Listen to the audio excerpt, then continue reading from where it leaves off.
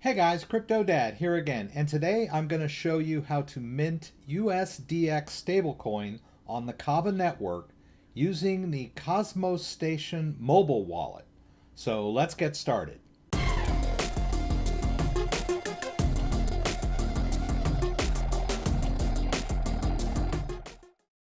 So that was a mouthful, and I don't think my entire title had time to scroll by on the screen there, but I guess you'll get it. So what we're going to do is we're going to use the Cosmostation wallet to mint some USDX stablecoin on the Kava network. So there's a lot of components to this, so I'll try to keep it as simple as possible. Now, before you get started, you're definitely going to need some Kava coin. And you can purchase Kava coin on Binance and store it in Trust Wallet. So that's what I've done here. I've already purchased some Kava.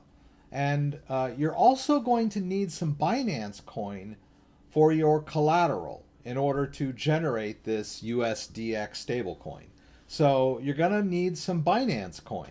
Now, I've already purchased some Binance coin on Binance, and I've got it stored here in my Trust wallet. So just a small amount. I'm going to be using this for our demo today. So you're definitely going to want to need to get that all lined up before we get started, right? You're going to need Kava coin. You're going to need Binance coin. All right. Now, in order to do this, you're going to need to download the Cosmostation wallet. Right, and you can get it over on the App Store. All right, and this is what it looks like, Cosmostation. You can just download it onto your phone and open it right up. Now, you're going to need to create two wallets. You're going to need to create a Binance Chain wallet, and you're going to need to create a Kava wallet. So as you can see here, I've already got a Binance wallet created, and there's some Binance tokens in it. But when you first start the app, and if you don't have any wallets at all, it's going to present you with this interface here, probably similar to that. And it's going to give you the option to create a wallet. So the first thing you'll do is choose your wallet over here on the left side of the app. So we'll start with the Binance wallet. Right? You'll tap Binance, and when you do that, you should see a Create Wallet button.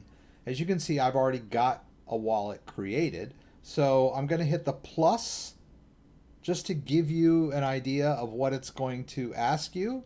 Now, you can import a mnemonic or another wallet if you've got a Binance wallet set up somewhere else, maybe even your Trust wallet, but it's probably better to keep things separate and just create a new one. Right, and you're going to get this screen where it asks you to write down your mnemonic, right? You're really going to want to write this down on a piece of paper so that you don't lose it, right? You'll hit Show Mnemonics. You'll create a PIN. If you haven't created a PIN yet, it'll ask you to create one. I've already created a PIN in the app, so it's just asking me to enter it, right? But you'll probably need to enter twice to confirm. All right, and once you've created or entered your PIN, you're going to get this mnemonic here that's going to show you all of the mnemonics. Now remember to write them down and remember to number them on your piece of paper so that they are in order. You'll notice that it goes across right to left and then down, right? So it's 1, 2, 3, 4 across, and then 5, 6, 7, 8 below that. Make sure you write these down in the right order. You number them on your piece of paper in case you lose this wallet. You lose your phone or you accidentally delete the wallet. A lot of things can happen, right? So there you go. I've created an empty wallet. Now I'm going to go back over to my existing wallet and show you how to deposit some BNB coin. So you just tap there on the wallet, and you can see there's a receive button down there with a QR code. You can tap that, and it brings up your BNB address for your BNB wallet. All right, I'm going to hit copy there and copy that address into my clipboard. Now I'm going to slide back over to my Trust wallet. I'm going to go to Binance Coin, and I'm going to choose Send, and I'll paste in that recipient address. So what I'm doing is I'm funding my Kava-based Binance wallet from my Trust wallet. You could withdraw BNB directly from the Binance exchange to this wallet. It's pretty much the same concept, right? So I'll go ahead and send the max that's in this wallet right now. It's 3 BNB, just so you'll see how this works. I'll hit next, I'll hit send, and the BNB goes out. Now we can slide back over to our Cosmostation BNB wallet. You can see that that went out. All right, and then you can see here on the main screen that the BNB has arrived in my Cosmostation Binance wallet, right?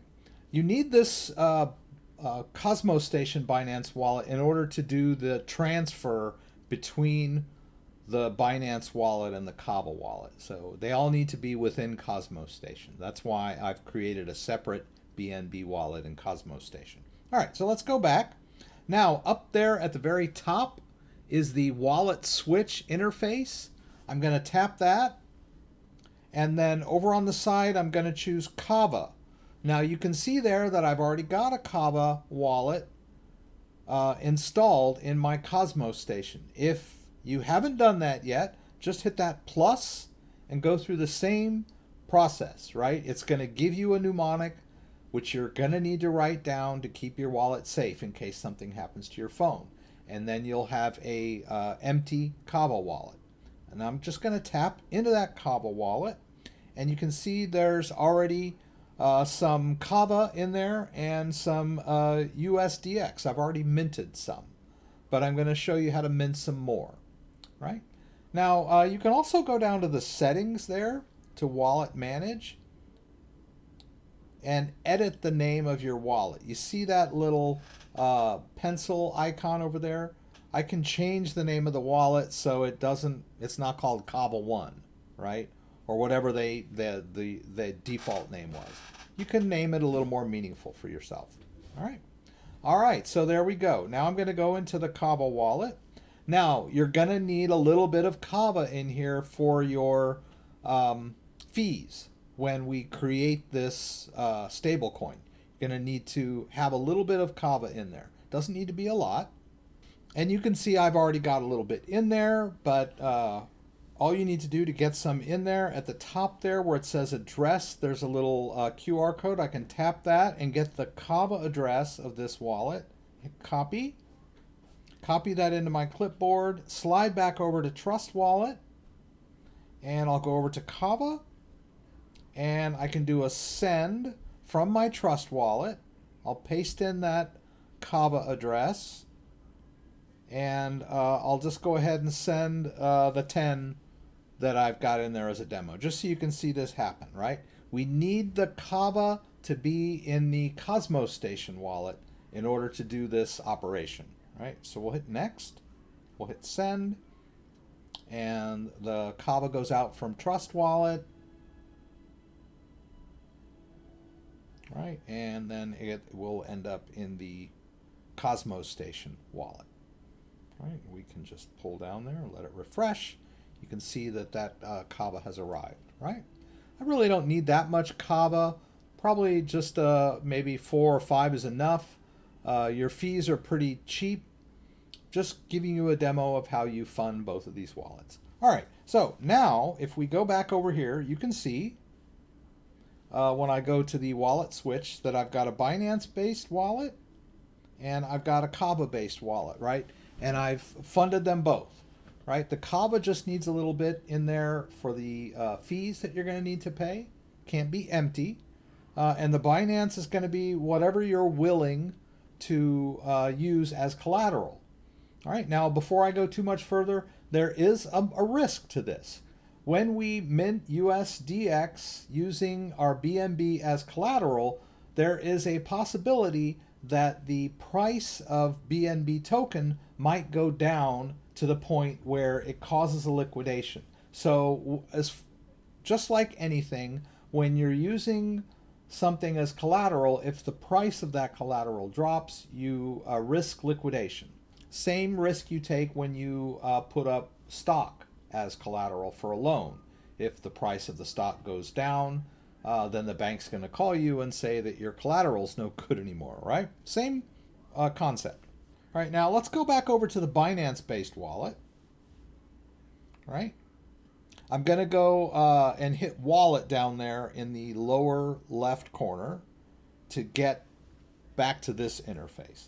Here is where we're going to move this BNB from our Binance chain wallet to our Kava based wallet on Cosmostation, right? So I'm going to tap interchange transfer. See that right there? I'm going to tap that, and I'm going to move from the source chain to the Kava mainnet, right? I'll hit next. All right, there's still some room left, right? You better get it while you can. Now I'm going to select my address, right? I'm going to tap select address. I'll choose my Kava-based wallet, and now I'm going to choose next. And how much BNB am I going to send? My collateral. So if you've navigated your way into this and funded your BNB chain wallet, you're probably just going to send over whatever you've dropped in here to do this. So I'm just going to choose max. You don't have to send it all. You can send part of it, right? I'll hit next. And then I'm going to confirm that. Then there's some notice here.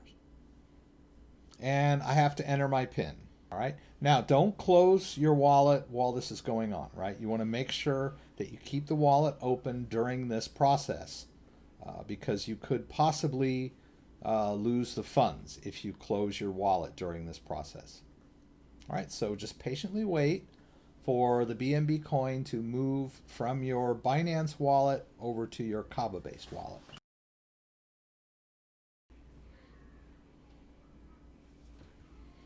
Alrighty, and there we go. And now we can look at the results of our transfer. We'll hit the destination wallet.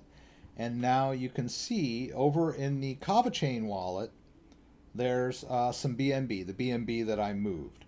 All right, so now we've got the BNB token in our Kava wallet. And notice there that icon, right? It's got a BNB token with a little K on top. So now this BNB token is now on the Kava mainnet, right? It's a sub token of Kava chain now. And if you go over here, you'll notice that this BNB token now has a Kava address, right? It's Kava-based BNB. All right. All right, now let's go back over to wallet down there at the bottom and the left. Let's tap that. Now we're going to do the fun part, right? We're going to go to the CDP market. So we'll tap that. All right, you might need to run over to all products to get this one to show up if you've never done this before. Right, I'm going to tap that, and here's all that information. Now, what I want to do is I want to deposit some BNB into the CDP, right, for collateral. So I'll hit deposit BNB. Now, you'll notice here on these that they'll tell you how safe this transaction is. Remember, I mentioned to you that if the price of BNB falls, your collateral won't be any good anymore. So you want to make sure you don't want to over leverage yourself, right? You want to keep it safe. I'll just go ahead and do the max here. I'll hit this, right? Gives me a rate risk score. We'll hit continue. You can add a memo for this, like collateral.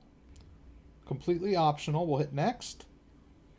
All right, now here's where if you don't have any Kava in the wallet, you could have a problem, right? Because you want to move this up to average to make sure that this gets mined on the Kava network, right? The minimum, it could just kind of float around in there indefinitely.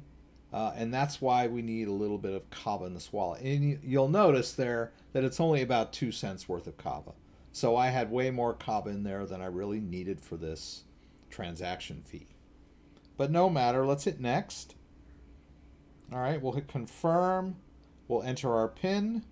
All right, don't close this wallet while you're doing this. All right, that was successful. We can dismiss that.